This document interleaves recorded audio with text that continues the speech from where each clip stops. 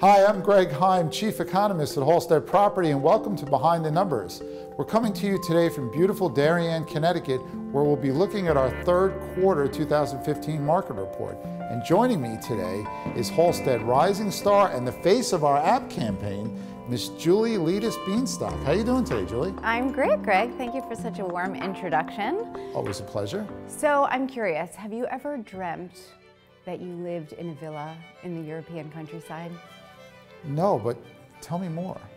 Well, if you had that dream, and I have had that dream, this house is that dream, and it's just 45 minutes out of New York City, and a 1-mile walk, if you're healthy, into downtown Darien.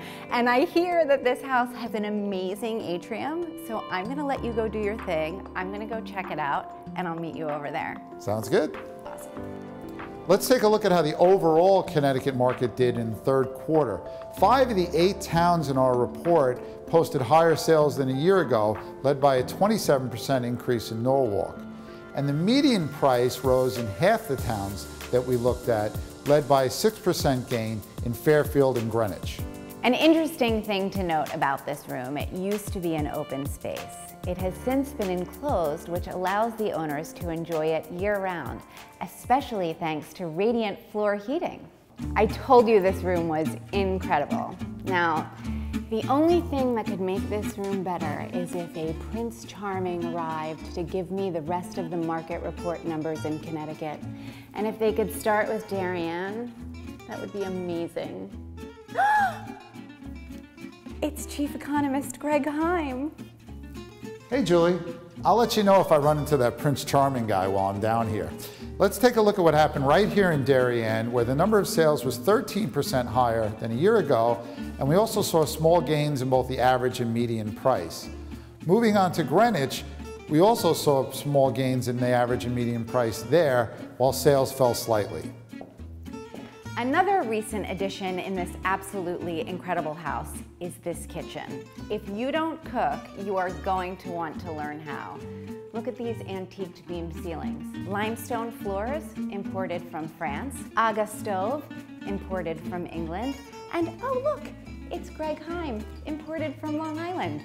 So Greg, what else do you have to tell us about Connecticut numbers today? Well, let's move on to Stamford, where despite a 21% jump in the number of sales, both the average and median price were lower than a year ago. That was also the case in New Canaan, and we also saw a slight dip in the number of sales in that market as well. Greg, have you seen what's behind you? No, I haven't. Tell me. Look behind you. It's an elevated porch off the kitchen. Isn't this place just absolutely magical? It is. Can you imagine having a dinner party here and sitting overlooking Gorham's Pond? It would be very nice. Why are the screens down? Wouldn't it be so amazing if we could make those go away? I think I can help you with that. Close your eyes. Wait for it. You are magic, Greg Heym. Well, you know, economists can do all kinds of cool things. How about some numbers? Sure, I can do that. As I mentioned earlier, Norwalk had a 21% increase in the number of sales over the past year. It also saw a 2% increase in the median price of housing. Now moving on to Wilton, we did see a small decline in both the average and median price over the past year, along with a 6% dip in the number of sales. Greg, can you just imagine that if you lived here, you could start every morning on this loge having coffee, taking in the beautifully landscaped 4 acres of property? Sounds good. But we are here for work, my friends, so why don't you tell us about the last 2 towns in Connecticut? Yes, ma'am. Well, in Westport, we did see an increase in the number of sales over the past year, although prices were lower. And finally, in Fairfield, we saw an 11% increase in the average price for houses, the highest gain for any town in our report. Julie, you hear that bell? Greg, there's a bell tower in this house. That would explain it. That's crazy. This house is unbelievable. Will you buy me this house? Sure, why not? But can I visit at least? Well, of course you can visit. It's over 10,000 square feet. It's got 5 bedrooms, 5.5 bathrooms. You can come over, you can bring your family, you can even bring some friends. If I have that many, but it does look great, and I will take you up on that offer. But since the bell is ringing, I guess that means it's time school's in and we should talk about the economy. Well, employment in the Fairfield County area did rise by 1.8% in the 12 months ending August, helped by a big gain in the retail sector. The local unemployment rate fell to 5.3%, which is notable because it's more than 1% lower than this time last year. But the big news lately has been what's gone on in the stock markets, caused by concerns about the Chinese economy and the Fed raising interest rates. This happened towards the end of August, so we don't really see any reflection in the current numbers, but we'll certainly keep an eye on it in the months to come. Now that we are in the swing of things, let's move on to our Ask the Economist segment of this program. So Greg, I have a question from John in Shelton, Connecticut.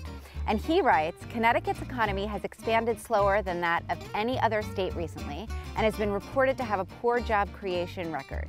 Is this something to be weary of if I'm looking to put my home on the market in 2016?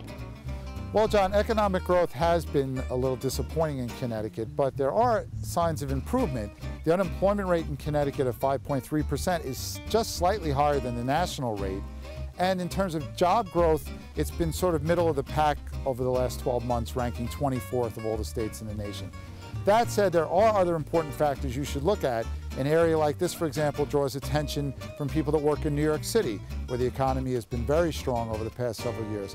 But you also have to look at the inventory of homes for sale in your market. Is it high? Is it low? That will determine when a good time to sell, what interest rates are doing, and general confidence. Look at the stock market, see if people are optimistic. So looking at all those things, I think you get the best view of whether or not it's the right time to sell for you. We are so glad to announce that Halstead Property is now the exclusive Christie's affiliate in the town of Darien, Connecticut, as well as New Canaan and Wilton.